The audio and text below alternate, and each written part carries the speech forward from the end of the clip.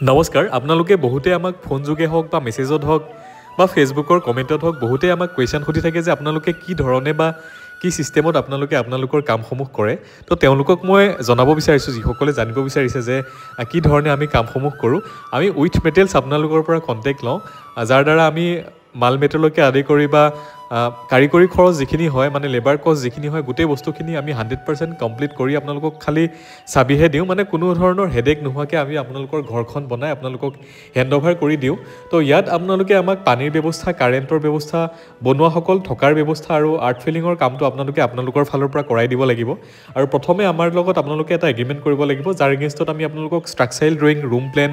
front television মানে 3D গোটেই বস্তুখিনি আপোনালোকক একৰ্ডিং বাস্তু 3 to 7 ডেজৰ ভিতৰত আপোনালোকক প্ৰভাইড কৰিম আৰু সেই বস্তুখিনিৰ এগেইনষ্টত আপোনালোকৰ পাৰ্মিশ্যন হওক বা লোন হওক এই কামখিনি আপোনালোকে কৰাব পাৰে কাৰণ আমাৰ ফালৰ পৰা কিন্তু বহুতেই কুৱেশ্যন সুধি থাকে যে আপোনালোকে পাৰ্মিশ্যন কৰাই দিয়ে নেকি তো আমাৰ ফালৰ পৰা কোনো ধৰণৰ পাৰ্মিশ্যন কৰাই দিয়া নাযায় কিন্তু পাৰ্মিশ্যনত যিখিনি সামগ্ৰী লাগে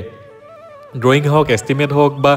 বিল্ডিং ছেফটি চাৰ্টিফিকেট হওক এই গোটেই বস্তুখিনি আমাৰ ফালৰ পৰা প্ৰভাইড কৰা যায় আপোনালোকৰ ঘৰখনৰ বাজেটৰ লগতে আচলতে এইখিনি বস্তু ইনক্লুড হৈ থাকে চ' এইখিনি বস্তু আমাৰ ফালৰ পৰা এগ্ৰিমেণ্ট কৰাৰ পাছত ছাইট ভিজিট কৰি গোটেই বস্তুখিনি আপোনালোকক দি দিয়া যায় আৰু আমি উইথ মেটেৰিয়েলছ কণ্টেক্ট লওঁ যদিও মেটেৰিয়েলছখিনি 100% কাষ্টমাইজ হ'ব মানে আপোনালোকে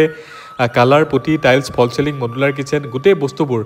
কি ব্ৰেণ্ডৰ ব্যৱহাৰ হ'ব ক'ত কেনেকুৱা ধৰণৰ হ'ব গোটেই বস্তুবোৰ এগ্ৰিমেণ্টত মেনশ্যন থাকিব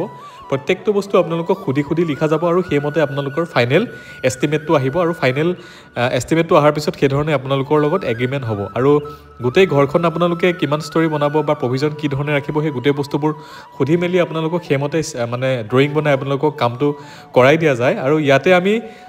যদি অকল গ্ৰাউণ্ড ফ্ল'ৰ কৰাই তেতিয়াহ'লে মোটামুটি আমি 1 বছৰ এগ্ৰিমেণ্ট কৰাওঁ আৰু যদি G+1 কৰে তেতিয়াহ'লে আমি 1.5 বছৰ এগ্ৰিমেণ্ট কৰাওঁ আৰু আপোনালোকৰ যদি পে'মেণ্টবোৰ ঠিকে আহি থাকে মানে আমাৰ পাৰ্ট বাই পাৰ্ট পইচা দিব লাগে মানে পে'মেণ্টবোৰ পাৰ্ট বাই পাৰ্ট দিব লাগে আপোনালোকে 1 বছৰ কৰিলে 1 বছৰ দিব 1.5 বছৰ কৰিলে 1.5 বছৰ দিব তো সেইমতে যদি আপোনালোকে কৰায় তেতিয়াহ'লে আপোনালোকে